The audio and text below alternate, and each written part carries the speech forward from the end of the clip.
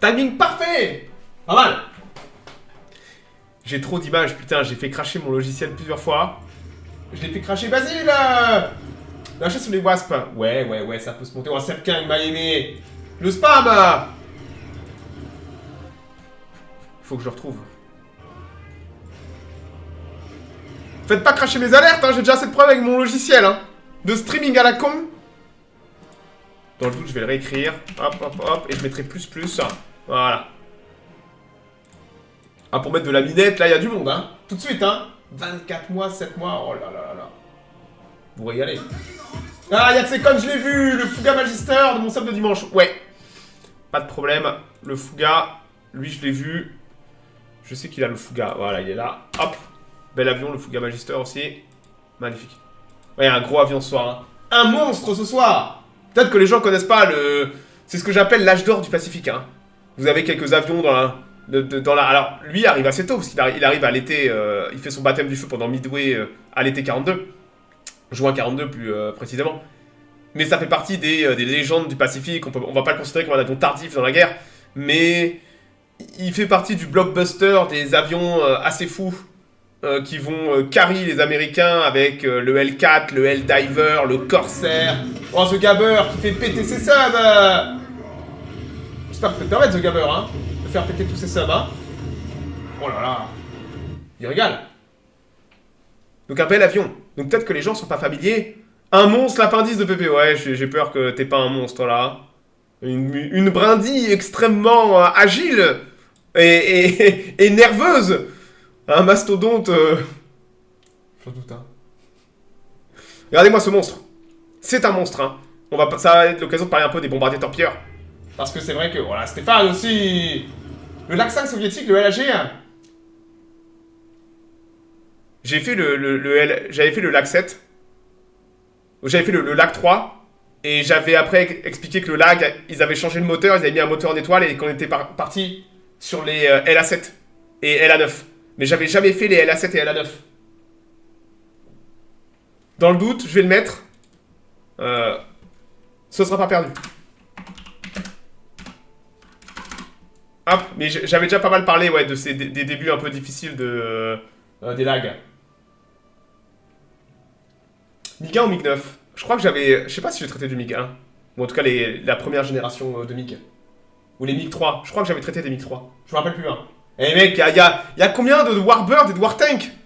Vous savez qu'à chaque fois, je suis obligé de contrôler, systématiquement, si je l'ai pas déjà fait, que je me fasse pas niquer à faire un Warbird que j'ai déjà fait. Le pire, c'est que je finirai forcément par dire la même chose, à peu près la même conclusion, mais dans le doute, je vérifie à chaque fois que je m'étais fait avoir avec des chars Matilda. Je me rappelle, hein. Matilda 2, hein. Pas déjà fait celui-là. Non.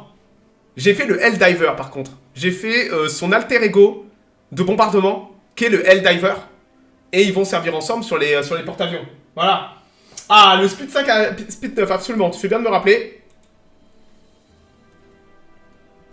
Il faut que je les retrouve. Je sais que c'est là. Je les ai déjà vus. Ah, voilà. Non. Ah, le Spat 13, ça c'est fait. Et ouais, en même temps, ça me permet de nettoyer. Ah, voilà, Spitfire, partie 2. Je vais mettre, hop, comme ça. Voilà. Spat 7, ça, je vais considérer que c'est fait aussi. Ah, un peu de ménage, hein, dans la liste. Hein. Un peu de ménage. C'est un bordel. Qui s'est perdu dans Tion et Berbine, absolument, ça fait partie, en décembre 45, ça fait partie des mythes et légendes de l'escadrille, une escadrille d'Avengers qui avait disparu dans le triangle des Bermudes. Je crois que ça a été élucidé il n'y a pas si longtemps que ça. C'est lié à une erreur de navigation, entre autres. Il y a aussi George Bush, père. George Bush, père, qui a failli finir dans l'estomac de cannibale. Il était pilote d'Avenger. Paul Newman. Paul Newman a été aussi pilote d'Avenger. Il y a eu quelques hommes célèbres qui ont volé sur cet avion. Peut-être que cet avion leur a sauvé la vie. Ouais, c'est un avion incroyable de la guerre du Pacifique et qui a eu une très longue carrière. Là, j'ai regardé les derniers Avengers utilisés pour des choses pratiques ont été décommissionnés en 2012.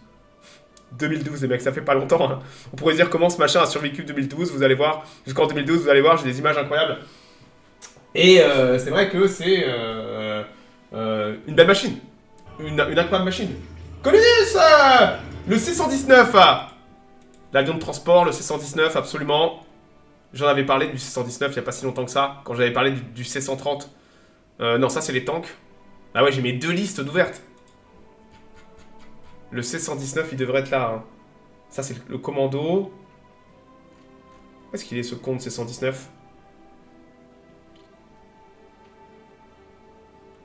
Je l'ai perdu. C'est pas grave. Je vais le mettre là. Je le verrai passer de toute façon. C-119. Je vais le mettre plus. Voilà. Voilà. Magnifique.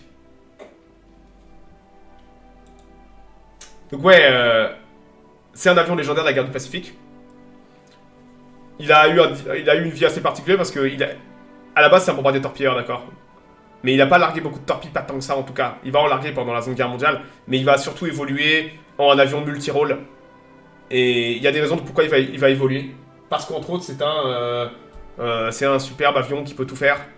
Et d'ailleurs, ça me fait penser, on ira faire du Task Force Admiral après. Vous vous rappelez, j'avais dans Task Force Admiral, là, quand on joue, j'ai les bons vieux TBD, pardon, dévastateurs. J'ai les dévastateurs, les bombardiers torpilleurs qui ont une portée de merde. Et que je dois prendre des risques pour avancer mes escadres, pour mettre à portée mes TBD. Donc ça, c'est le bombardier torpilleur américain standard, qui va de 37 quasiment jusqu'à l'été 42. Donc c'est l'avion. On se rend pas compte à quel point ces avions sont gros, d'accord. Le dévastateur est un très gros avion. L'Avenger sera presque aussi gros. Les bombardiers torpilleurs sont 3 membres d'équipage à bord. C'est assez unique, 3 membres d'équipage, mais vous avez systématiquement un pilote. Vous avez l'officier qui est l'officier en charge de la torpille, qui fait office potentiellement de navigateur aussi. Et vous avez le radio-mitrailleur. Donc vous verrez souvent, même chez les Japonais pareil, le B5N Kate, le Kate a aussi 3 membres d'équipage. Donc les bombardiers torpilleurs sont des avions un peu particuliers en termes de configuration chez les Américains et chez les Japonais, où on a ces 3 membres d'équipage. On a du mal ça décolle de porte-avions, ça, hein, c'est des très gros avions. Donc le dévastateur va être le bombardier standard américain au début de la guerre du Pacifique. Mais avant même le début de la guerre du Pacifique, il y a déjà le projet de le remplacer, parce que la Navy n'en est pas très contente en termes de performance. Il est trop lent, trop pâteau. Galpin, mon champion! Le F4 a-t-il vraiment plus de portée qu'un dévastateur? Ouais. Nash aussi, 71 mois, Galpin, Nash de 19 mois, vous êtes déchaîné. Je te propose un Dreadnought ou un Ben Blade.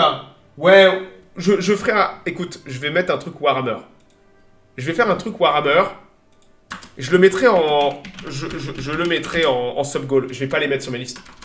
Je le mettrai en sub-goal. Et on se fera un truc Warhammer un peu fun.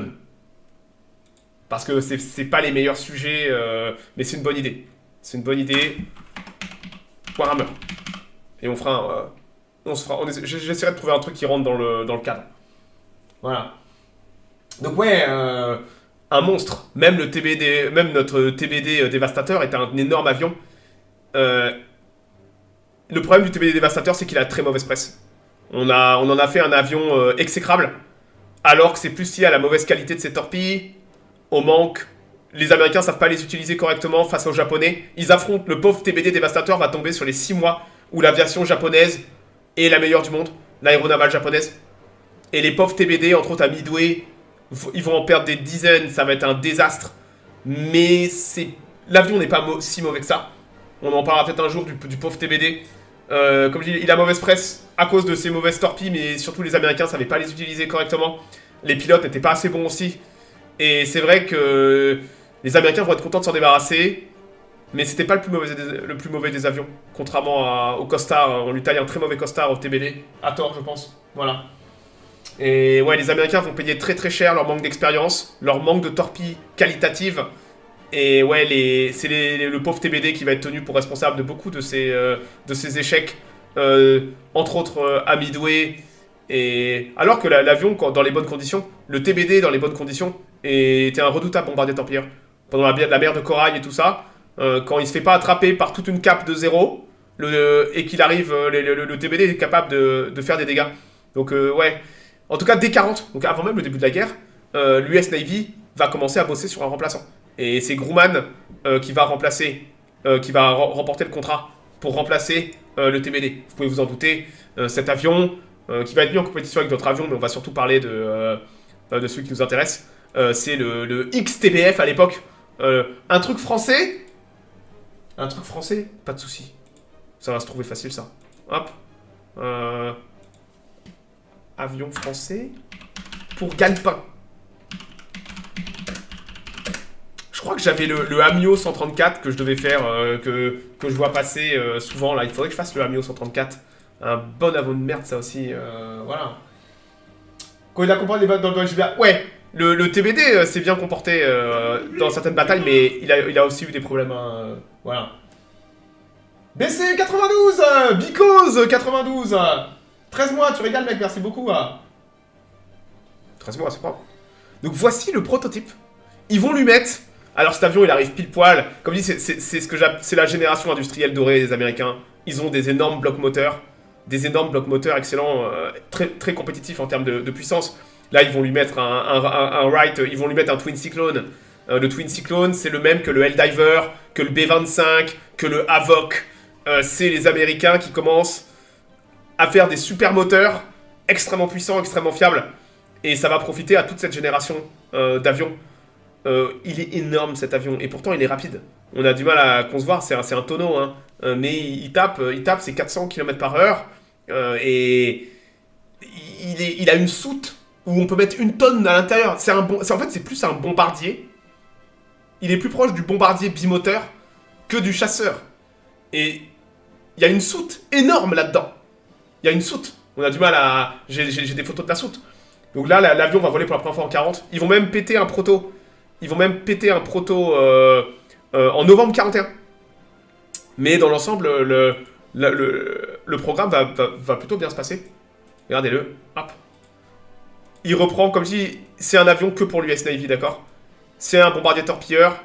Il n'a pas vocation à être opéré depuis des bases terrestres. Et l'avion doit incorporer dès le début tout ce qu'il faut pour être posé sur porte-avions. C'est-à-dire, entre autres, des ailes repliables. Et vous avez vu, c'est des monstres. Vous avez vu la taille de ces machins-là? Ailes repliables, les crosses d'appontage, une structure renforcée. On verra que plus tard, c'est un avion incroyablement solide. Pour casser un putain de TBF, il faut y aller. On verra des avions revenus dans des conditions absolument lamentables. Et c'est vrai que c'est lié, entre autres, à comment il va être designé. C'est un L4 prématuré. Non, il est beaucoup plus gros qu'un L4. C'est pas un avion de chasse. C'est une anomalie. C'est un bombardier torpilleur.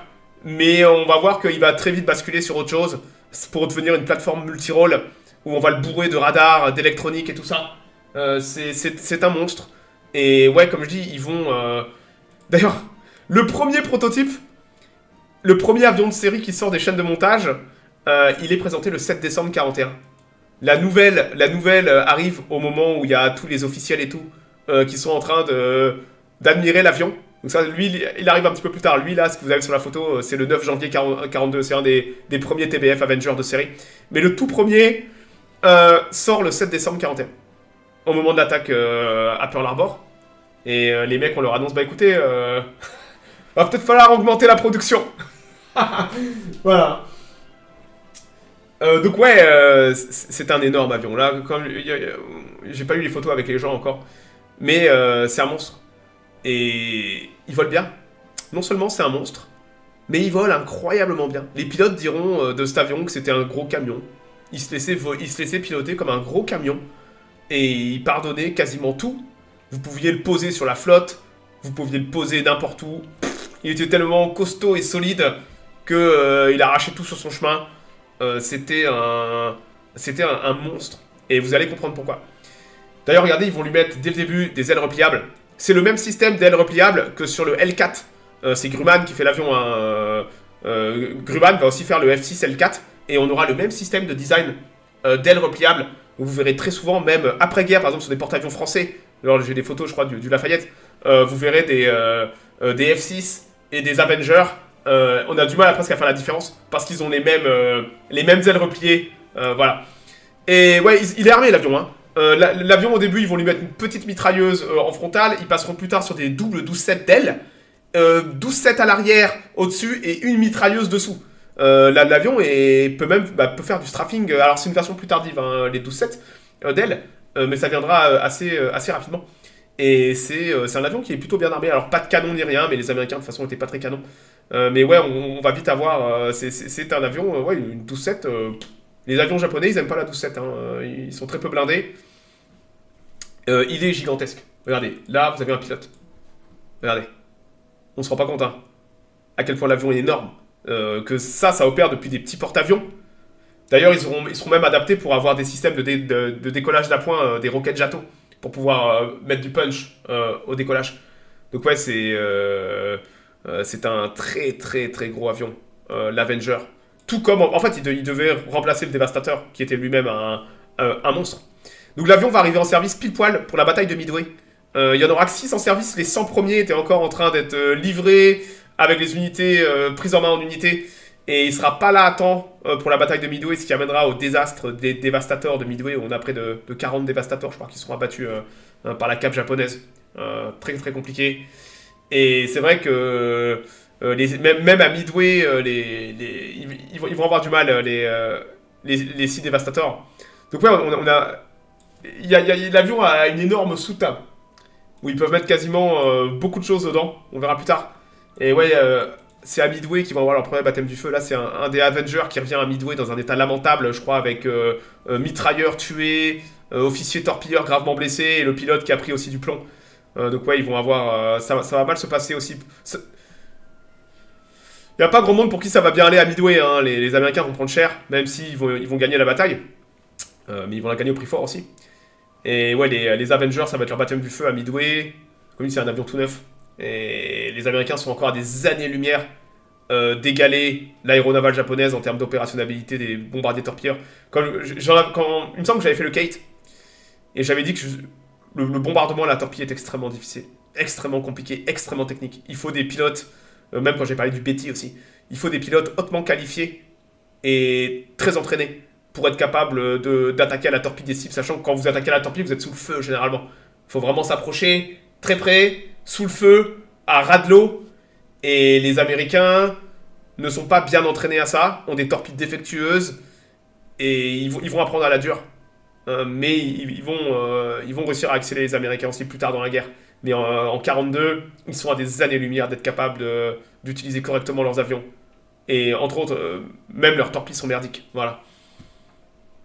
Les SBD et B-17, ouais, mais bon, B-17, ça va, on bombarde à haute altitude et puis on se barre et on n'a pas mis une seule bombe au but. Hein. Les B-17, ils ont rien touché à Midway. Hein. Et donc ouais, 42 va être l'année de rodage. Ça, c'est pris en juillet 42. Donc très très vite, les joies de l'industrie américaine, ils vont dégager les Devastators pour faire place à l'Avenger. Et le Devastator, il va disparaître. On le verra plus après 42. Il va être entièrement remplacé par le Avenger. Donc le Avenger est le nouveau bombardier torpilleur américain. Ça, c'est pris en novembre 42. Regardez, une passe d'attaque. Et encore, je trouve que les Américains volent très très haut. Hein. Ils volent très très haut, les Américains, pour... ça, c'est un entraînement à la torpille. Je vois pas dans quel monde ça vole aussi haut. Généralement, les témoignages d'attaque à la torpille japonaise en 42, c'est que limite les hélices des Betty touchent l'eau, quoi. C'est... Là, comme je vous dis, les Américains ont beaucoup à apprendre. Photopropagande, bien sûr. Tu sais que énormément de photos de la Seconde Guerre mondiale sont des photos posées et tout ça, d'accord. C'est très rare d'avoir des photos en action parce que si t'es en action, t'as peut-être autre chose à foutre que d'être avec un appareil photo, tout simplement. Hop là. Ça, c'est pris le 1er mai 43. Donc là, vous avez un Avenger en configuration d'atterrissage. Lick, c'est moi! Bakuri! De caler un Breguet analysé! Putain! Tu sais que je vais montrer analysé tout à l'heure? Incroyable! En effet, je pense que Bakuri me demande peut-être l'Alizé.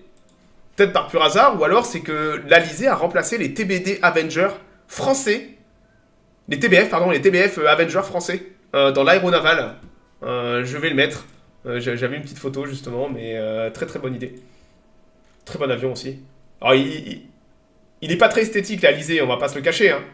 Pas la chanteuse, hein, l'avion. Hop là. Pur hasard, mais non. Incroyable. Donc ouais, ils vont... L'avion va être engagé en 43, va faire toute la campagne des Salomon, Guadalcanal. D'ailleurs, j'ai trouvé des photos, putain. Les Américains avec une Jeep sur le porte-avions. Je vous jure. Matez un peu le monstre. Vous avez vu la taille du monstre? Hein? Vous avez vu la taille du monstre? L'engin, il est énorme. Donc, les ailes repliables sont nécessaires. Vu la taille de l'engin, si vous voulez les déplacer sur porte-avions et tout ça. Mais il a été designé et pensé pour ça. Dès la planche à dessin, c'est un avion, c'est un pur avion embarqué. Même s'il aura une longue carrière en n'étant même pas embarqué. Mais ouais, c'est un pur avion embarqué malgré son énorme taille, son poids et tout ça. Regardez pareil. Regardez-moi ça. Sur le pont du Wasp. C'est l'escadrille de torpilleurs du Wasp. Sacré monstre, hein. Sepkang la démesure américaine classique, hein. Merci Sepkang, tu régales, mec.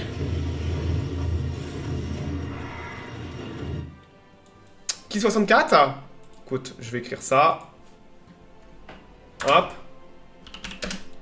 Voilà. C'est noté. Peut-être qu'il était dans la liste, mais on verra bien. Qui 64? Non, non, le... Qui 40? Qui 46? Pourquoi j'ai mis qui 64, moi? Attends. Il me semble qu'il est sur ma liste, hein. Attends. Qui 46? Hop. Voilà. Il me semble qu'il est sur ma liste. Je l'ai vu quelque part, cet avion. Je crois pas que je l'ai fait, mais je l'ai vu quelque part. Donc ouais, ça va devenir alors, dès les Salomon et dès Guadalcanal, ils vont commencer à se rendre compte qu'on peut mettre plein de choses dans la soute. Hein. Et ça, il a de la gueule. Hein. C'est un gros tonneau. Je sais qu'il est pas très esthétique, l'Avenger. Mais il ressemble... On retrouve le L4. Grumman designait ses avions... On retrouve un petit peu le L4 dans les lignes, mais c'est pas un L4. C'est un espèce de L4 spécial torpille. Ça, c'est pris en 43. Un raid sur les îles Marcus, ça. D'ailleurs, comme je dis très tôt, ils vont lui mettre des bombes à ce machin. Rappelez-vous, dans sa soute, ils peuvent mettre 1 tonne de merde. Ils vont vite se rendre compte qu'on peut remplacer les torpilles par les bombes et que l'avion est parfait pour aller se frotter aux navires japonais, mais aussi aux fortifications sur les îles japonaises. Regardez ça, l'ascenseur. Luc, qui fait aussi péter ses subs. Il a aucun radar sous les ailes. Les premières versions n'auront pas de radar. Tu rigoles, mec, merci beaucoup. Hein. Gentil. Les premières versions n'auront pas de radar, mais très tôt, on va avoir ce qu'on appelle les TBM. Toute la version des TBM, qui sont une espèce de famille de variantes qui englobe, entre autres, toutes les variantes avec des radars de veille, des radars sous-marins, des détecteurs magnétiques, et compagnie. Le Ferré Gannet, oh, lui aussi il est moche, hein. Lui aussi il est moche, hein. Le Gannet, hein, c'est comme le Alizé, hein. C'est la même génération d'avions particulièrement moches, hein. Et d'habitude, vous savez que je suis pas difficile, hein. Moi, tous les avions ont leur charme. Mais là, c'est vraiment la moche à qui il faut des bières en fin de soirée pour conclure, hein. Le Gannet et le Alizé, hein. Putain, c'est... Oh, il y a des formes, hein. Oh, la vache. Oh, c'est comme conduire un diable, hein. Putain. Donc, ouais, matez-moi un petit peu l'engin qui sort des ascenseurs. Vous avez vu pourquoi il vous faut des ailes repliables sur un avion? C'est que vous pouvez... Les avions sont tellement énormes que sans ailes repliables, vous êtes bien emmerdé, hein. Donc là, vous avez un Avenger qui sort d'un ascenseur. Énorme bête. Et là, pareil, ça décolle. Septembre 43. Il y aura des accidents, entre autres parce que l'avion est énorme. Des avions endommagés, des pilotes fatigués, des décollages loupés, des atterrissages loupés. Et il n'est pas rare de voir parfois des Avengers à la flotte. des Avengers à la flotte. Ils flottaient très bien. Là, vous avez tout ce petit monde qui sort. Mais ouais, ou même parfois des pilotes avec des avions trop endommagés pour se poser, qui choisissaient de poser l'avion pas loin d'un navire. Voilà. Le F8, le F8, je crois pas que je l'ai le F8. Je crois pas que j'ai le F8, mais je vais le mettre. Le F8F.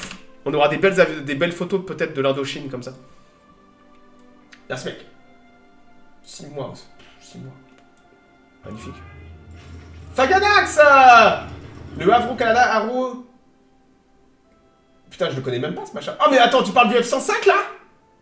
Écoute, est-ce que ça vaut pas le coup plutôt de faire le F-105? Je présume que le CF-105 c'est la version sous licence du Starfighter? Je me trompe? Ah, le Crusader! Pas le Bearcat! Ouais, Crusader. Ah, ça, ouais, écoute, c'est quand même tardif pour moi, hein. Mais éventuellement, le temps qu'il arrive, je me serais diversifié. F8M, ouais, ok, on va mettre...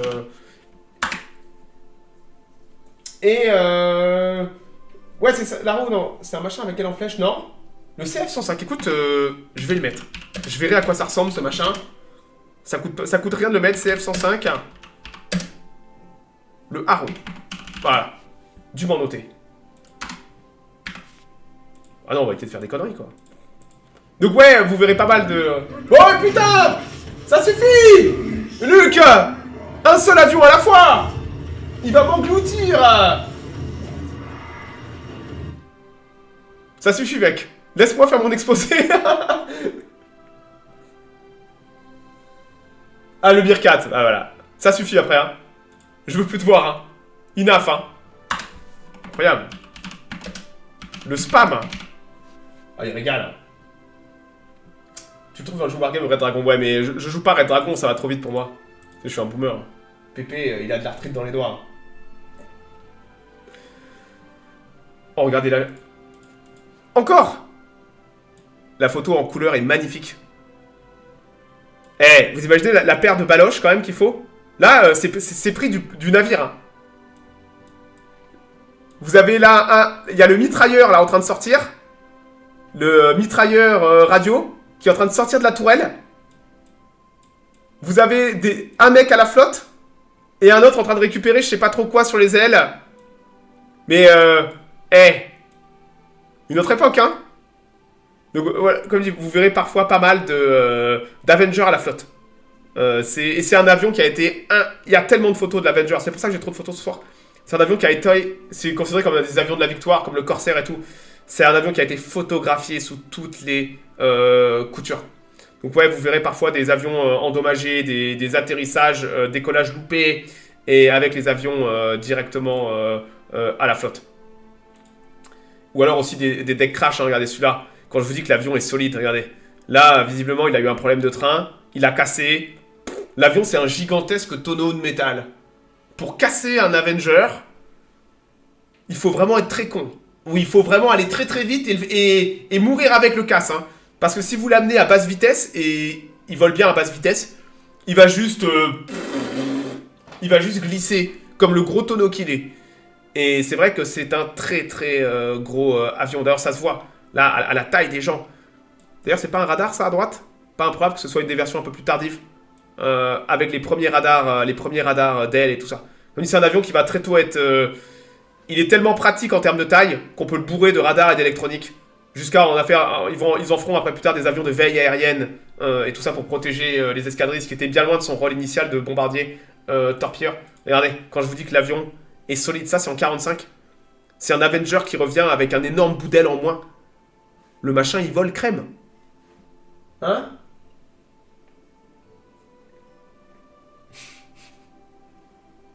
C'est ça, des avions simples et incroyablement robustes. C'est ce qui fait la force aussi du L4.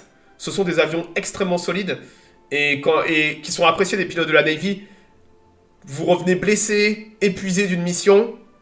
L'avion, vous pouvez être un peu rude avec à l'atterrissage. Il va pas vous lâcher. Regardez dans quel état il revient, l'avion, là. Tout un pan d'aile en moins. Le machin, il continue de voler. L'aile aurait pu s'arracher sous le choc. Que dalle. Donc ouais, comme vous dites, c'est un avion incroyablement lourd et rustique. Qui vole bien, même à basse vitesse. qui pardonne beaucoup à ses pilotes. Et c'est des caractéristiques pardon, qui sont appréciées dans l'US Navy. Donc là, vous avez, on va passer un peu sur toutes les gammes d'armement. Donc à la base, il est prendre pour des combats de torpilleurs. Monsieur Blaireau! Qu'est-ce que tu veux, monsieur Blaireau? Il est dans War Thunder, merci mec. Il est dans War Thunder cet avion? Forcément, mais. Ah oui, mais il y a des bateaux dans War Thunder. Un MiG-19? Ou le D500? Ouh, le D500, ça c'est sympa. Quoi qu'un MiG-19, MiG-19 aussi, hein. Ça me permettrait de continuer sur mes lignées du MiG-15, MiG-17 et tout ça. Il me semble, ouais. Je vais prendre guerre froide, c'est toujours bien. Et je le mettrai en sub-goal, lui. MiG-19. Voilà. Puis moi, j'aime bien les avions soviétiques de toute façon. Donc ça passe très très bien. Merci mec. Donc ouais, à la base, l'avion est torpilleur, d'accord? Il n'y a pas d'idée de faire autre chose qu'un bombardier torpilleur. C'est vraiment le remplaçant du dévastateur. Mais ils vont se rendre compte très très très vite. Regardez ça, c'est les chargements de torpilles. Voici la soute. Quand je vous dis, la soute est énorme. Donc le bas de l'avion que vous voyez le côté tonneau, c'est qu'il y a la soute. Il y a toute la soute dessous. Et la soute est énorme. Donc là, c'est une torpille Mark 13. Matez un peu le monstre. Donc ouais, l'avion a une énorme soute. Ce qui améliore entre autres ses performances, parce que vous faites chier à mettre une soute à un avion, entre autres pour l'aérodynamisme. Dès que vous allez mettre des choses sous les ailes ou dessous, ça va faire de la drague supplémentaire. Donc vous voulez avoir potentiellement une soute qui suit bien les lignes de l'avion pour éviter la perte de performance. Donc là, vous avez le chargement d'une torpille dans le ventre d'une survie. C'est un bombardier, hein. C'est un bombardier le machin. Il est gros, hein. Ça rentre 2 bombes de 500 kg, ouais. 2 bombes de 400 plutôt, mais ouais. Argelenor, tu as déjà fort à faire. 2 ans, Argelenor, je te remercie, mec. Tu as déjà fort à faire, hein, c'est pas faux. Hein. Il y aura encore des Warbirds et Wartank pour plusieurs années à ce rythme. Hein. Et voilà, largage de torpilles, on voit la soute. La soute qui est ouverte, comme ça. Voilà. Donc ouais, c'est un monstre. Hein. Et comme dit, ils vont très tôt se rendre compte. Regardez la taille du machin. La taille du monstre. Donc la soute est énorme. Et la soute est suffisamment large pour mettre autre chose. Donc dès la campagne des Salomon, ils vont commencer à utiliser... En fait, les pilotes américains sont nuls à chier en torpillage pendant toute la campagne de Guadalcanal. Ils n'arrivent à rien, entre autres à cause des problèmes de torpilles qu'ils ont. Mais l'avion est bon en fait. Donc ils vont se dire, on va commencer à utiliser l'avion uniquement en support des forces terrestres, ou pour alors taper... Il vaut peut-être mieux aller taper les bateaux japonais avec des bombes, plutôt qu'avec des torpilles, on aura plus des résultats. Et ils vont commencer dès 42 à charger les Avengers avec des bombes. Bombe de 200 kg, bombe de 200 kg en soute, 4 bombes de 200 kg en soute, et c'est parti. Voilà. Comment les torpilles trouvent leur cible? À l'époque? Alors, il faut pas faire comme le soldat dans la grande vadrouille qui louche, tu vois.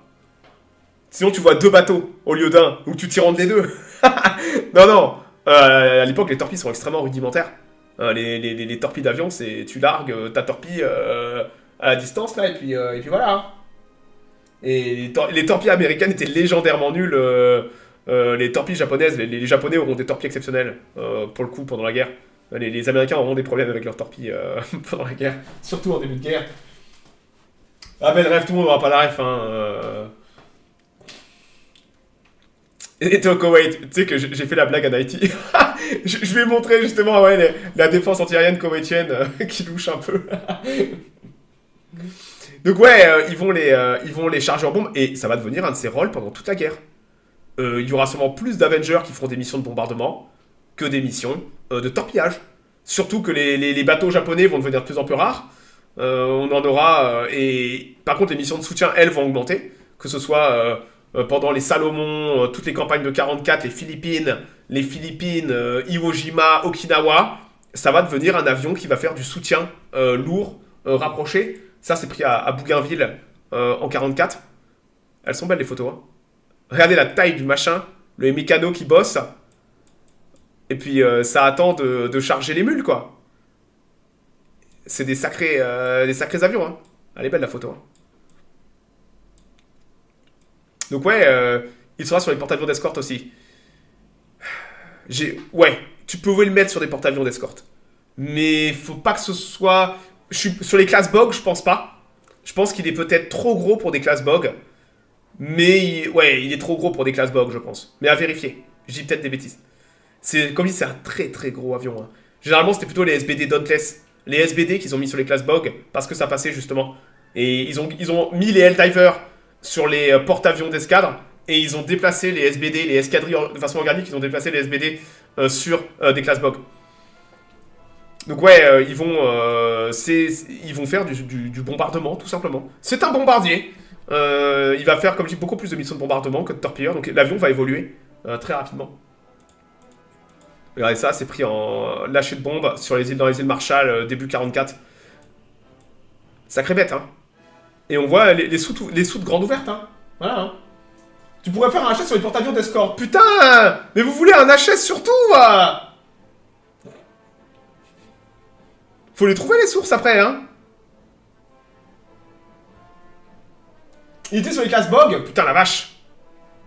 Ah ouais, bah écoute, comme je dis, il avait du punch, hein. Après, comme je dis, il y a pas mal de photos où vous le voyez décoller avec des assistances de décollage. Donc avec des roquettes Jato. Voilà. Il faudrait que je fasse un HS sur les HS. Voilà. C'est un warship, c'est totalement un warship. Avec des roquettes sous les ailes, absolument. Et pas que, hein. Regardez cette photo incroyable. Vous avez une torpille Mark 24 acoustique au fond. Vous voyez? Ça, c'est une torpille spéciale. Donc là, on est sûrement en fin de guerre, hein, avec des torpilles acoustiques. Youpla! 33 mois, nom d'une bite. Beaucoup, 33 mois. Ça va sur les 3 ans. Hein. Donc là, vous avez ouais, une torpille Mark 24. Et là, vous avez 2 charges de profondeur. L'avion va devenir un superbe chasseur de sous-marins. Au point qu'après, ils lui mettront des systèmes de détection. Les premiers radars embarqués et tout ça. De lutte anti-sous-marine et tout. Et ils vont lui mettre... ils vont commencer à l'équiper... ils vont couler des sous-marins. C'est quoi une torpille acoustique? C'est une torpille qui écoute. Et qui se dirige là où il y a du son. Tu vois, un bateau, il y a une hélice. Ça fait énormément de bruit dans l'eau. Donc, si t'es capable... une torpille acoustique, alors c'est le début des torpilles acoustiques. Mais la torpille va se guider au son, en fait. Et va sans cesse aller vers l'hélice. Faire gaffe, parce que ça peut être ton hélice, tu vois. Donc ouais, là vous avez l'arrière d'une torpille. Ouais, on voit bien l'arrière de la torpille avec l'hélice. Et vous avez... Ça, c'est dans la soute, les mecs. Vous vous rendez compte un peu de ce qu'il peut faire? Le machin a une torpille acoustique. Et en plus, 2 charges de profondeur. Une pure dinguerie. Mais vous avez... l'avion est extrêmement versatile. Et sa soute permet... des dingueries en fait. Donc ils vont commencer à faire n'importe quoi avec. Entre autres mettre des bombes, des charges de profondeur, différents modèles de torpilles. Ils vont même tester des nouveaux équipements, des nouvelles torpilles et tout ça qui arriveront là-dessus. Tous les nouveaux systèmes de radar, électronique et tout. Ça va être un incroyable banc d'essai. Et rappelez-vous, il y a 3 membres d'équipage. C'est-à-dire que si vous... Généralement, un avion monomoteur, c'est difficile de mettre un radar pour un pilote. Le pilote ne peut pas tout faire en fait dans l'avion. Mais là, ils sont 3. Ce qui veut dire que vous pouvez, l'officier torpilleur, vous virez les torpilles, vous en faites un opérateur radar. Et d'un coup, l'avion commence à... Vous pouvez l'utiliser, vous lui mettez des... Ils vont mettre des réservoirs supplémentaires sur l'avion. Ils vont mettre des réservoirs supplémentaires, ils vont commencer à faire des avions de veille aérienne en avant des dispositifs et tout ça. Et c'est ce qu'on appelle les TBM. Les TBM vont commencer à prendre des rôles beaucoup plus versatiles et électroniques. Comme disait Basile, comme tout bon avion américain, ils vont lui mettre des roquettes de support, en plus des bombes dans sa soute. Hein. Là, vous avez les bonnes vieilles roquettes HVAR. Vous avez pas mal de photos. Mais oui, l'avion fait du support. Alors, à Iwo Jima, Okinawa et tout, c'est parfait ça. Hein, pour envoyer la sauce. Avec Wildcat et Avenger.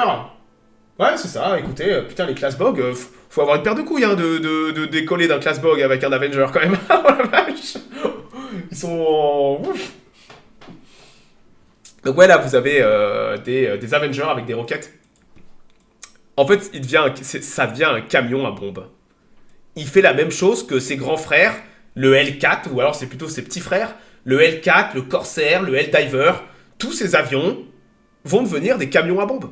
Le L4, qu'on avait traité du L4, on avait dit que le L4, ouais, il a battu des avions, mais c'était aussi un énorme avion de support.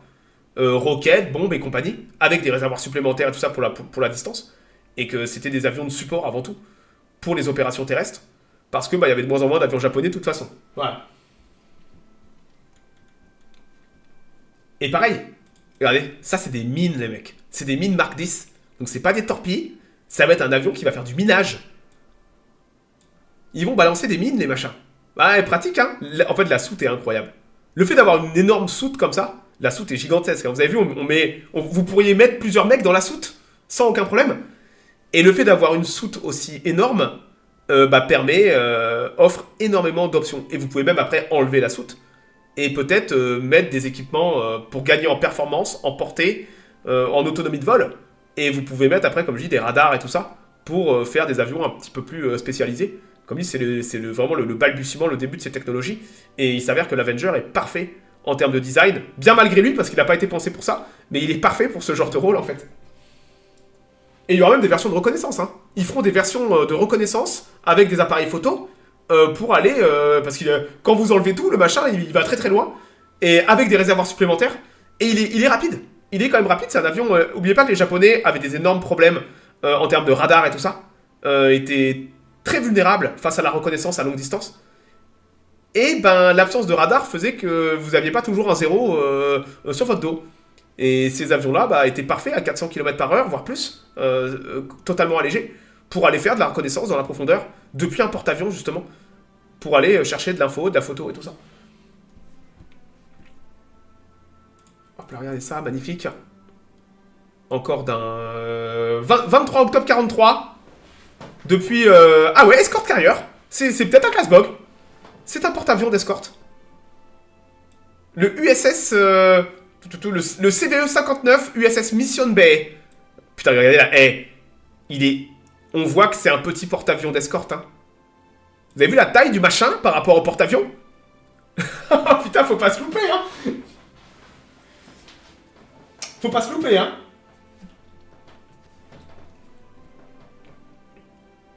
« 25 juillet 44. J'ai des très très belles photos, les mecs. Hein. Donc on voit bien la soute. Vous voyez, la soute est gigantesque.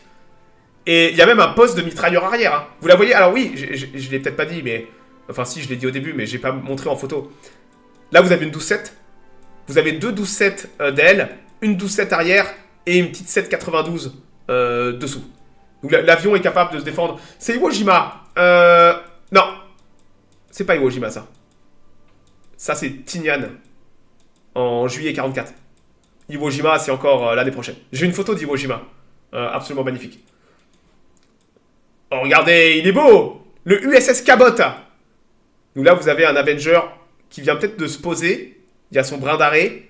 Il vient peut-être de se poser à l'instant. Regardez un peu le monstre. Elle est magnifique, la photo. Hein. Opération... Ça, je voudrais bien l'avoir en colorisé. Opération de porte-avions. Magnifique. Très belle photo. Alors, les tenues des mecs en blanc. Chaque mec sur un porte-avions a une tenue différente. Un code couleur lié à son rôle. C'était la même chose sur les porte-avions américains de la Seconde Guerre mondiale. Les mecs avaient des tenues, entre autres des tenues de protection contre le feu, pour des atterrissages parfois difficiles et tout ça. Voilà.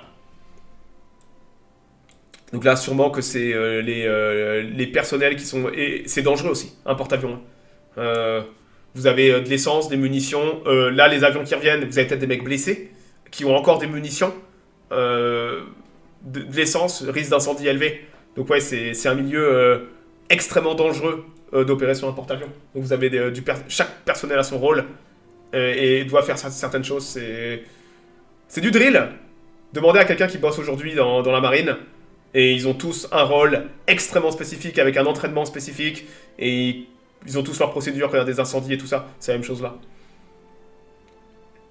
Encore un CVE. Alors là, c'est... oh là là, la photo. Hein. D'ailleurs là, on voit du radar. Vous voyez le radar? Ça, c'est un TBM, les mecs. Ça, c'est un TBM en 44. Est-ce que vous voyez le radar d'elle? Vous voyez ça, là? Ça, c'est un radar. C'est parmi les premiers radars embarqués d'elle. Ça, c'est un avion de l'USS Santee en 44. Vous voyez? Comme dit, c'est un avion qui permettait ce genre de développement technologique. Peu d'avions auront ça aussitôt. Mais lui est tellement énorme que il est pratique pour ça, en fait. Il est pratique. 3 membres d'équipage, en plus. Vous pouvez mettre un mec juste à gérer ça. En plus de la navigation. Belle machine, hein. Très très belle machine. 16 janvier 44. Pareil. Alors ça c'est des TBF. Mais on voit qu'il y a du radar aussi. Et c'est au large de... C'est Hawaï. C'est au large d'Oahu. 16 janvier 44. USS Cabot, un CVL classe indépendance. 26 L4 plus 9 Avengers. Putain. 9 Avengers, hein. C'est pour ça qu'il avait l'air petit, hein. Quand même le Cabot, il avait pas l'air... Oh la vache. Nous là, c'est au large d'Hawaï. Donc ouais, sacrés avions. Hein. Hop là. Le mec est tout seul dans l'avion. Non. Alors là, c'est peut-être un vol d'entraînement. On est à Hawaï. On est à Hawaï en 44. Ça peut être un vol de navigation, un vol d'entraînement pour faire voler des avions. Vous n'avez pas besoin d'être 3 systématiquement. Mais ouais, en opération de guerre, il serait 3. Mais là, t'as pas besoin d'être 3 à Hawaï. On sait pas ce qu'ils font en fait. Peut-être que c'est une photo posée. Peut-être que c'est littéralement une photo pour de la propagande de guerre. La photo est de très belle qualité. Peut-être que c'est pour un magazine. Les mecs ont fait voler 3 avions en formation pour prendre une photo. Comme dit, on sait pas. Mais si là il est seul dans l'avion, c'est que on est bien loin d'une ambiance de haute intensité, en tout cas, ou de guerre.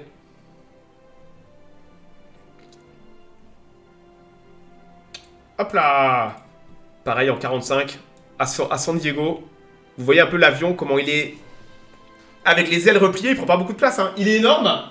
Il prend pas beaucoup de place. Hein.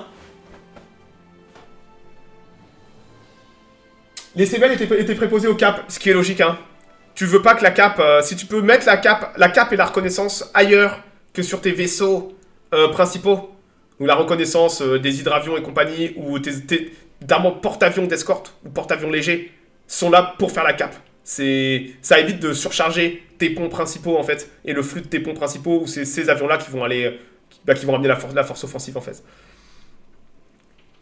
Alors, un autre CVE, le USS Manilla B, en janvier 45. Il a été touché par un kamikaze. Regardez l'avion. Comment il a été percé comme une passoire. Vous avez vu tous les impacts? Ça, c'est un kamikaze qui a touché le porte-avions. Et il a été... là, l'Avenger, il a pris la sauce. Ah oui, il est dans un sale état, l'Avenger, là. Les ailes ont l'air de s'être pété la gueule. Et il a en fait, il a reçu une pluie de shrapnel, vous voyez. Et peut-être un peu de chaleur aussi, de feu. Et il y a dû avoir une détonation et l'avion l'avion il est foutu. Un avion comme ça, vous le foutez à la flotte. Les Américains, ça nous semble aberrant. Mais les Américains, un avion comme ça, ils le balancent à la flotte. Même des avions un peu trop légèrement endommagés parfois, qui vont plus faire chier qu'autre chose, ils les balancent. Ils en auront d'autres, les hangars sont pleins. Donc ouais, là, il a pris la sauce, lui. Hein. Hop là. À Okinawa. La bataille d'Okinawa, 45. L'abattoir, un classe Casablanca, ok. À Okinawa, pareil. Donc à Okinawa, ils vont être sollicités pour faire du support. Là, c'est encore un TBM. Je me demande si c'est pas une antenne radar qu'on a... non, ouais, on voit les... Regardez. On voit les radars là-dessous. Donc là, c'est encore des TBM, d'accord.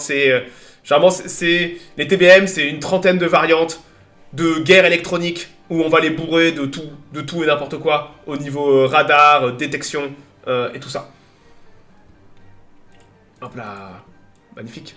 Eh, ça c'est de la photo, les mecs. Hein. Vous avez de l'Essex.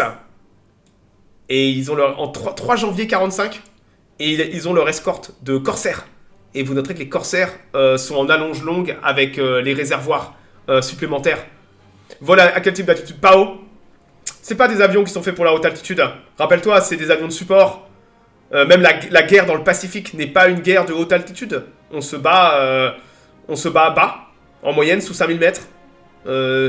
C'est pas une guerre hautement technologique au niveau des moteurs et compresseurs et tout ça, comme la guerre en Europe, la guerre aérienne en Europe de l'Ouest par exemple. Même les bombardiers stratégiques, les B-29 et tout ça, volent moins haut que les B-17 en Europe, alors qu'ils sont pressurisés et tout ça. Donc ouais, là vous avez une belle photo avec une escorte de corsaires, magnifique. C'est la génération dorée les mecs, hein. Helldiver, Corsair, L4, Avenger, c'est ces avions qui vont gagner la guerre du Pacifique. Hein. En septembre 45, à Hong Kong, dessus Hong Kong, regardez-moi ces TBM.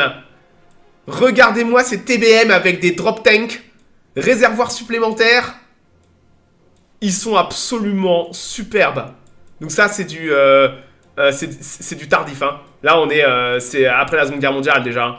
Et on voit qu'il y a que le pilote qui vole. Et les jonques dessous. Pas mal. Quels sont les marquages sur la dérive? Bonne question. Septembre 45. J'en ai aucune idée. Ça doit correspondre peut-être à la zone. Une escadrille.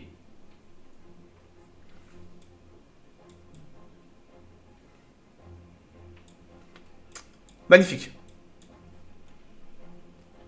D'ailleurs là, regardez, quand je vous parle de conversion, ça, c'est une conversion plus tardive de fin de guerre. Le TBM-3, avec... elle est incroyable cette version, puisqu'elle va rester très longtemps en service, avec un énorme radar. Ça, c'est un radar ventral. Donc ils ont dégagé la soute, ils ont mis un énorme radar ventral, un APS-20, et ce que vous avez là est une variante de contrôle aérien. C'est littéralement un des premiers avions de contrôle aérien embarqué. C'est fou, hein? C'est les premiers AWACS de l'US Navy. Ils vont transformer leurs Avengers entre autres, en ces espèces de monstres. C'est totalement incroyable. Et certains de ces avions vont rester en service très tardivement, jusque dans les années 50-60. Il a des ailettes en plus. Ouais. Donc ouais, là vous avez un TBM3, la conversion d'un TBM3, ça vous montre un petit peu la versatilité de l'avion, à quel point il a évolué. À la base, c'était un torpilleur extrêmement rustre. C'est devenu un espèce de monstrueux avion multitâche, tout temps, et bourré de nouvelles technologies qui sont en développement à l'époque. Les radars, certains de la détection magnétique et compagnie. C'est fou. Hop là. Sur les ponts des porte-avions. Superbe. Hein. J'avais vu cette photo. La mer, elle est... ils se sont pris un typhon dans les Philippines. Hein. Certains savent pas, mais... je crois que c'était la 5e ou 6e flotte US qui a pris un énorme typhon pendant la bataille des Philippines. Et vous avez des photos totalement dingues pendant le typhon. D'ailleurs, ça va leur coûter cher. Hein. Le typhon coulera plus de bateaux américains que les japonais. Et vous avez des images incroyables des porte-avions dans le typhon. Vous dites, putain, les mecs, sur le pont, là, comment ils tiennent les avions? Les avions sont accrochés au pont, hein, vous pouvez vous en douter. Hein. C'est ça, le TBM-3W, absolument. Ça va être le début des AWACS et des avions de veille avancés, entre autres à Okinawa, pour repérer les kamikazes très en avant du dispositif et pour ensuite guider les L4 et compagnie pour les intercepter. C'est le début de la veille radar et ils ont pris l'Avenger pour faire ça parce que l'Avenger est extrêmement pratique en fait. Oh, regardez le USS Coppens en bas. Ça encore c'est un petit porte-avions. Hein. Peut-être un bog. Le USS Coppens. Co comme vache. C-O-W-P-E-N-S. C'est un CVL. Donc ça serait... Je pense que les classes box seraient des CVE. Le Coppen. Un indépendance. Ok. Et là pareil, des magnifiques TBD classiques. TBF pardon. Et voilà, regardez-le. Donc là on est en 46. Encore un de nos magnifiques TBM de 3W de veille aérienne. Ils sont beaux, hein. Donc c'est un AWACS. Un AWACS de l'US Navy. Donc, comment est-ce que cet avion qui a commencé en torpilleur finit comme avion de veille radar avancé embarqué? Me demandez pas. mais l'avion était tellement bon qu'il pouvait se permettre ce genre de dinguerie. Regardez, le radar. Hein, le radar. Il n'y a pas beaucoup de marge avec le sol, hein. Faut pas se louper, hein. Faut pas se louper, hein. Bel avion. Mars 45. Quelqu'un... Regardez, est-ce que vous reconnaissez ça au premier coup d'œil? Quand vous connaissez la guerre du Pacifique, vous savez exactement où c'est au premier coup d'œil. La photo est incroyable. J'aimerais bien l'avoir en colorisé, celle-là. C'est à Iwo Jima, absolument. On voit l'aéroport derrière d'Iwo Jima et le volcan d'Iwo Jima. Terrible bataille Iwo Jima. Là, vous avez un TBM encore qui fait de... je pense que la bataille est terminée. Mais ouais, magnifique photo. C'est le mont Suribachi, absolument. C'est le mont Suribachi. Et allez, encore un à la flotte. On voit qu'il a pris cher, lui. Visiblement, la légende dit qu'il a loupé son décollage. Il a loupé son décollage. On voit que l'aile, il a dû tomber. L'aile a percuté. Et il est à la flotte. Comme dit, c'est des choses qui arrivent. Hein. C'était un très très gros avion. Et vous décollez avec un avion à pleine charge, en essence, en munitions, d'un petit pont de porte-avions, est toujours extrêmement risqué. Voilà. Et c'est pour ça que vous décollez face au vent, pour avoir la vitesse du porte-avions avec le vent, pour avoir un peu plus de... voilà. Rappelez-vous, ils ont fait décoller des B-25 depuis le pont du Hornet pour aller bombarder Tokyo, hein, en 42. Hein. Fallait avoir une paire de couillasses comme ça. À la flotte, il est récupérable. Là, l'avion, il est finito. Les Américains étaient pas très regardants sur le matériel comme ça. Là, l'important, c'est de sauver les pilotes. Là, les pilotes valent beaucoup plus cher que l'avion. L'avion, tu t'en bats les couilles. Il y a des hangars pleins d'avions qui attendent. Tu le balances, là, il balance, il est fini. Même, comme je dis, des avions endommagés finissent à l'eau. Parce qu'il n'y a aucun intérêt à ramener un avion endommagé. Autant faire la place pour un avion neuf. Vous passez commande et on va vous envoyer un avion neuf. Voilà. C'est, comme je dis, c'est la démesure américaine. Pour la plupart des pays, c'est pas imaginable ça. Les Américains s'en battaient les couilles des avions. Vraiment, c'est du consommable. L'important, c'était les pilotes. Récupérer les pilotes. Ils feront des trucs de dingue pour récupérer leurs pilotes pendant la guerre. Mais les avions, ils s'en torcheront. C'était du consommable, les avions. C'est fou, hein. Mais c'était du consommable, ces avions. Hop là. Regardez ça, c'est en Méditerranée. Eh ouais, les mecs, je vous l'ai pas dit, mais partout, il y a des porte-avions américains. On va avoir des porte-avions américains en Méditerranée. Des porte-avions américains qui vont opérer dans l'Atlantique Nord pour protéger les convois. Les convois, entre autres, jusqu'à Murmansk et tout ça, la route du Nord. Et on va avoir des Avengers qui vont servir, pas que dans le Pacifique. On va aussi en avoir en Méditerranée. D'ailleurs, là, voilà. Là, je suis tombé sur les... Vous avez du L4. Ça, c'est le 20 juillet 44 à Hawaï, sur le pont du USS Bataan. Vous avez au fond des L4. Et là, vous avez des Avengers. C'est serré sur le pont. Hein. Keeper!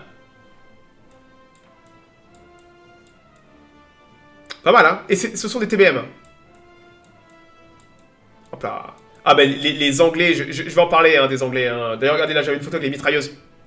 La 12-7... les munitions, les 12-7, hop. À l'arrière, on les voit bien. Magnifique. Bon, ça, les mecs, c'est de la photo posée. C'est de la très très belle photo posée. Hein. Regardez-moi le dandy, là, en train de faire semblant de bosser. Écoutez, j'ai été dans l'armée. Des mecs qui font semblant de bosser. J'ai tellement fait semblant de bosser que je sais reconnaître des mecs qui font semblant de bosser. Hein. Là, je peux vous dire que ça fait semblant de bosser. Hein. Là, il a ouvert le capot de la 12-7. Facile. Puis tu fais genre, tu regardes si c'est bien huilé. Tu regardes un peu. Ok, c'est propre. Classique, hein. Classique, hein. Là, pareil, c'est dans l'Atlantique, encore. Porte-avions américain dans l'Atlantique. Superbe. Là, on voit que les ailes sont pliées. Les mains sont propres, photo posée. Les mains sont propres, tout est propre, le bonhomme est propre. T'inquiète pas que dès que tu commences à toucher à des armes ou à un moteur d'avion, t'es dégueulasse en un claquement de doigts avec l'huile et tout ça. Là, les mecs sont super propres sur eux, tout en blanc et tout. Ouais, c'est bon, c'est bon. Classique. D'ailleurs, regardez, là, je vous parlais des aides au décollage. sur l'USS Macassar. Non, attends, l'USS Macassar. Ou alors c'est plutôt... non, ou alors dans le détroit de Macassar. Je sais pas. Ça correspondra en Indonésie, fin de guerre. Donc là, vous avez un TBF qui décolle. Comme vous dites, c'est un très très gros avion, très lourd. Et là, vous avez de l'aide au décollage. Donc on leur met une petite roquette à l'arrière. Vous voyez, on lui met une petite fusée au cul. Et on faisait ça avec des Mirages jusque dans les années 90 en France. Et il n'est pas rare que pour aider un avion à décoller, même des C-130 ou des avions de transport, vous mettez des aides au décollage. Donc vous lui mettez une roquette aux fesses comme ça, avec des jatos ou des râteaux, et puis c'est parti. Hein. Le USS Macassar Strait, c'est bien un porte-avions. Le USS Détroit de Macassar. C'est conventionnel. Ouais. Ah, c'est commun, ouais. Les Allemands en mettaient aussi sur les Arado 234 pour les aider à décoller. C'est quelque chose qu'on retrouve chez pas mal de... pendant toute la guerre froide. D'aider au décollage sur des pistes très courtes, entre autres sur des porte-avions, pour mettre un petit peu de peps.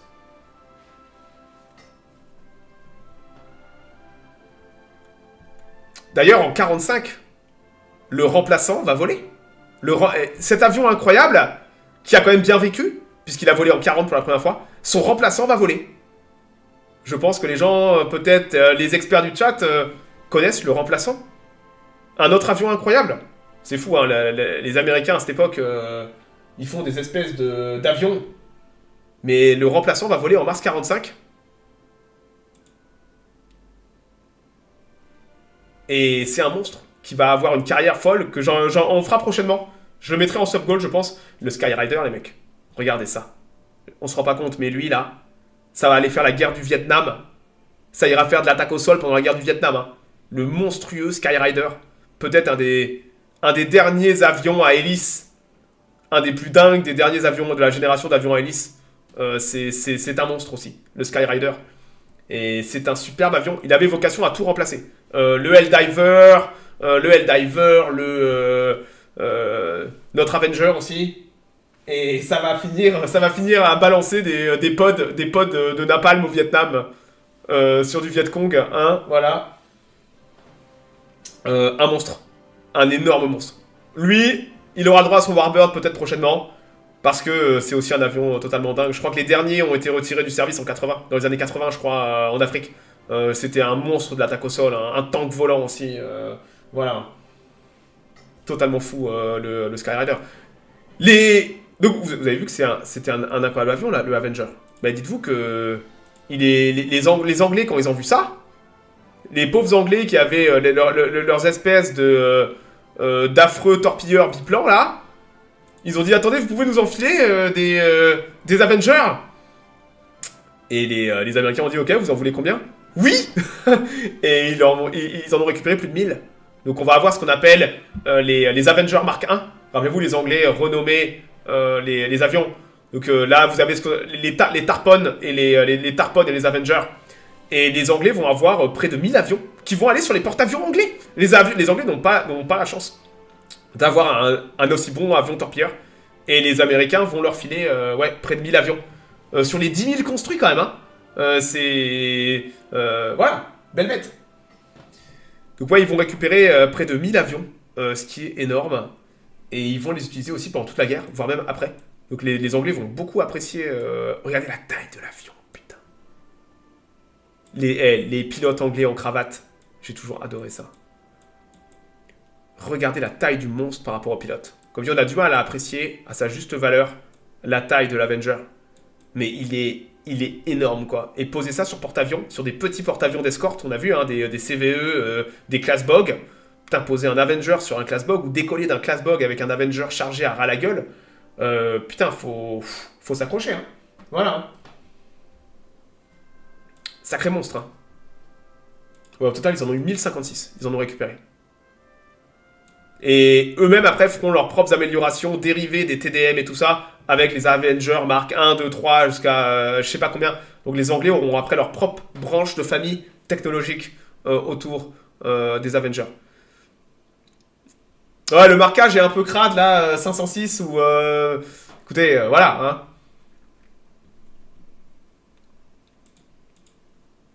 Et eux aussi, ils les utiliseront d'ailleurs pour le torpillage en Méditerranée, tout ça. Regardez ça. Des Avengers avec des torpilles. Là, ils sont en train de mettre les torpilles dans la soute. Et vous commencez par le cul, vous voyez. Hop. Puis après, vous montez. Tac. Belle bête, hein. Donc les Anglais vont aussi profiter de cet avion et vont être extrêmement heureux d'avoir cet avion. Et ils seront pas les seuls, hein. Regardez-moi ce monstre. Il paye pas de mine, mais... Ouais, là où le Kate était le meilleur bombardier torpilleur du début de la guerre, l'Avenger s'est imposé à partir de 43 comme le meilleur bombardier torpilleur de la Seconde Guerre mondiale. C'était un monstre. Voilà, un monstre. Magnifique avion. Donc ouais, il va faire le bonheur aussi des Anglais. Il y a ça, décollage depuis le HMS Trumpeter. En deçà, il y a un albacore, putain.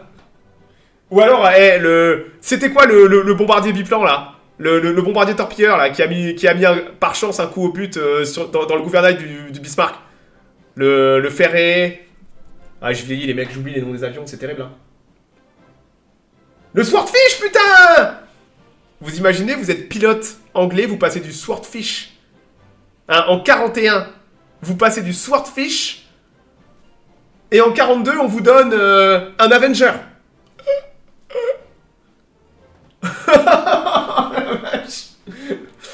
Le choc. Mais ouais, c'est pour vous dire que c'était un avion incroyable. On aurait pu se dire qu'avec la Seconde Guerre mondiale, la fin de la Seconde Guerre mondiale, l'avion allait être ferraillé. Pas du tout. Il s'avère qu'il a eu une carrière assez incroyable après-guerre. Entre autres parce qu'il y a beaucoup de porte-avions en service. Et que tout le monde n'a pas des jets. Que les jets sur porte-avions sont extrêmement rares, à part les Américains qui vont commencer à mettre des Panthers et tout ça. La technologie va plus trop évoluer. Et dans les années 40, 50, surtout dans toutes les années 50, on va rester sur les mêmes technologies au niveau aéronautique embarquées pour tout ce que je vais appeler les pays secondaires. Et il s'avère que l'Avenger est peut-être le summum en termes de rusticité, d'efficacité, d'intégration technologique avec des radars embarqués et tout ça. Et il va avoir une longue carrière un peu partout. Regardez, les Japonais, les forces d'autodéfense japonaises vont utiliser des TBM 3W, les mêmes avions qui butaient leurs kamikazes en 45. Ils vont eux-mêmes après récupérer ces avions. Et ça va être la première génération d'autodéfense japonaise. Va être entre autres, ils vont utiliser ces avions. C'est fou, hein. Mais voilà. Hein. Vous allez avoir ces avions qui vont voler à radar, absolument. Donc là, c'est des 3W, hein, c'est les avions de veille radar, de piquet radar. Belle bête, hein. Et après, ils vont même, on va avoir des trucs de chasse aux sous-marins totalement dingues. Hein. Ça va être vraiment l'avion va évoluer technologiquement. C'est fou. Les Français vont être un énorme consommateur. Les Français vont en récupérer près de 150 au début des années 50. Alors, on a des porte-avions, entre autres de porte-avions Lafayette. Je crois qu'on l'avait déjà vu la semaine dernière avec les 224. Et on va récupérer, entre autres, une chier de L4, mais aussi d'Avenger. Je crois que là, il y a une douzaine d'Avengers. On a du mal d'Oscillo, on a du mal à faire la différence entre les L4 et les Avengers. Mais on va récupérer...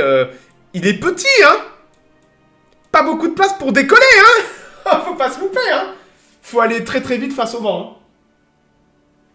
Et ouais, là, vous avez...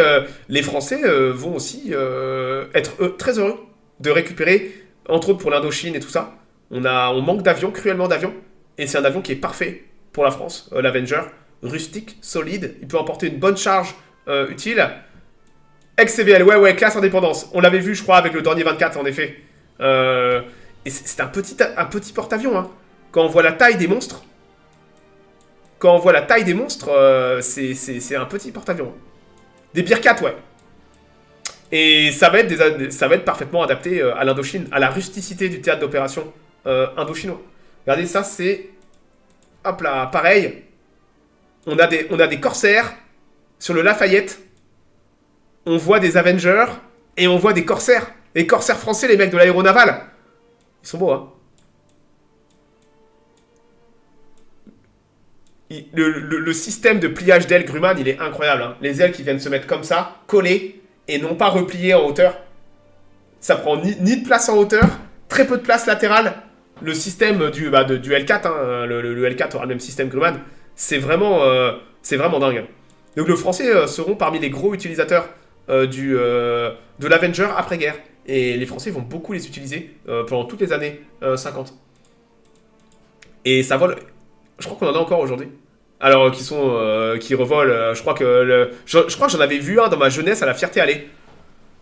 D'Avenger comme ça aux couleurs de l'aéronaval. Mais j'étais peut-être un petit peu trop jeune pour apprécier ou me rappeler exactement. Et celui-là, il est connu. Hein.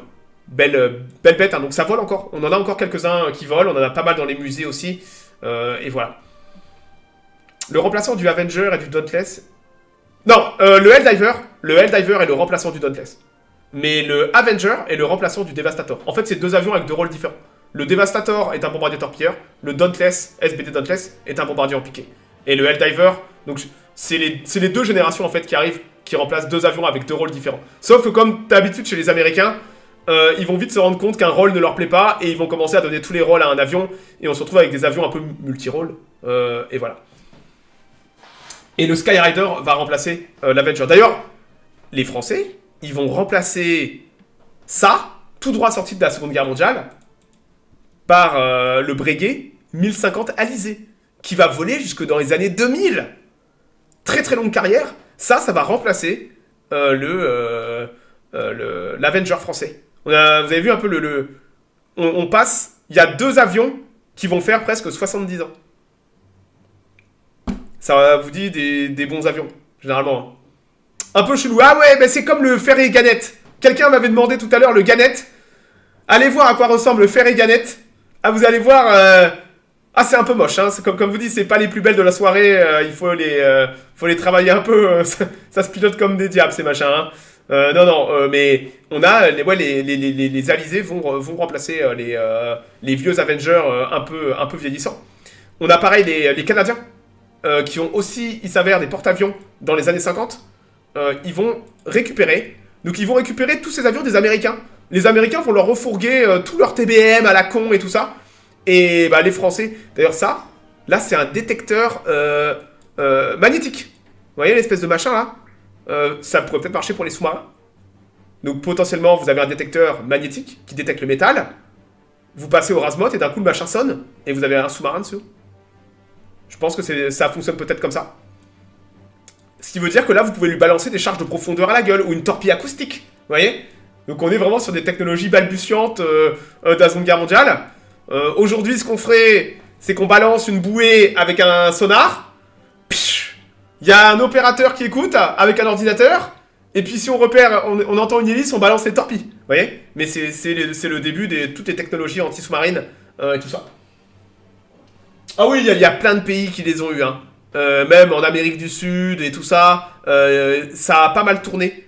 Les Canadiens ont eu une carrière assez incroyable. Donc déjà, dans le porte-avions, c'est le HMCS Magnificent. Donc, Her Majesty Canada Ship. Le Magnificent. Le Magnificent. Et là, vous le voyez avec des réservoirs supplémentaires. Pareil, ça, vous savez qu'à l'époque, ces avions ont déjà eu une très très longue carrière. Donc c'est sûrement peut-être des avions de fond de stock que les Américains, des avions neufs que les Américains ont gardés, ou des avions de seconde main que les Américains ont donné à leurs alliés tout simplement pour peanuts. Voilà. Mais là, vous avez les Canadiens qui vont les utiliser jusque dans les années 50-60 encore, leurs engins là. C'est pas mal, hein. Donc c'est, comme dit, ils payent pas de mine. Mais quel monstre. Voilà. Un CBL sous-classe Colossus comme la Romanche. Ok, comme la Romanche, d'accord. On voit que c'est des petits porte-avions. Hein. C'est des petits porte-avions, mais néanmoins, ça vous apporte le savoir-faire, de la projection et tout ça. Donc ouais, le Canada a eu aussi ses porte-avions tout droit issus de la Seconde Guerre mondiale. Il s'avère que les Avengers canadiens ont survécu. Ils ont dû s'en débarrasser dans les années 50-60. Et les capacités de l'avion avec sa soute n'ont pas été perdues par tout le monde. Ça, c'est une photo en 75. En 1975, vous avez une compagnie privée-publique, qui dépend, je me rappelle plus, d'une des provinces canadiennes, qui est la FPL, la Forest Protection Limited du Nouveau-Brunswick. Et il s'avère que cette compagnie a toute une flotte aérienne de bombardiers d'eau. Donc des avions civils modifiés, on les avait déjà vus je crois pour des invaders. Et ils ont récupéré de seconde main,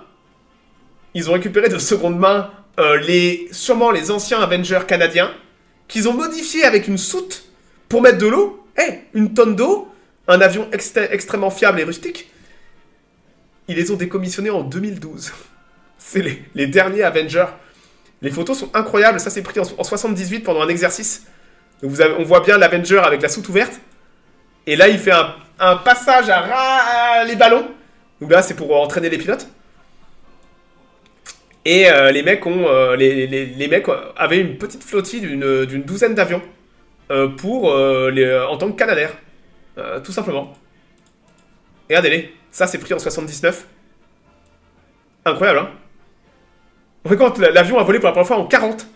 Là, l'avion, il a 38 ans. Il a 38 ans, nom de Dieu. Et il finit sa carrière comme avion. Et il y en avait aussi au Canada qui était utilisé pour l'épandage. Dust Crop, ils en ont utilisé pour l'épandage sur les champs. J'ai pas trouvé de photos, malheureusement. Mais là, j'ai la compagnie, la Forest Limited, avec leur petite armada aérienne. En 2001, les mecs. Là, c'est l'armada aérienne de Forest Limited en vol en 2001.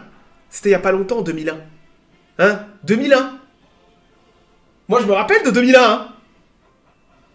Les mecs avaient encore une flotte d'anciens Avengers. On voit qu'ils ont été totalement modifiés. On voit que c'est du monoplace et tout ça. J'avais 1 an. Jeune bambin, va. Donc on va regarder le monstre. Et c'est privé, ça. Hein. C'est littéralement une boîte semi-privée, semi-publique qui est spécialisée dans l'épandage dans le Nouveau-Brunswick. Et regardez un petit peu les monstres. En 2004. Et ils les ont décommissionnés en 2012. Les derniers ont volé en 2012. Je pense qu'ils devaient être cuits. Hein. Les avions avaient... 2012, quoi. Quand même, merde 2012. Donc ouais, les machins ont bien vécu. Très longtemps, ont rendu des fiers services. Et là, c'est en 2006. Hop là, regardez. 2006, c'était il y a 20 ans. Hein.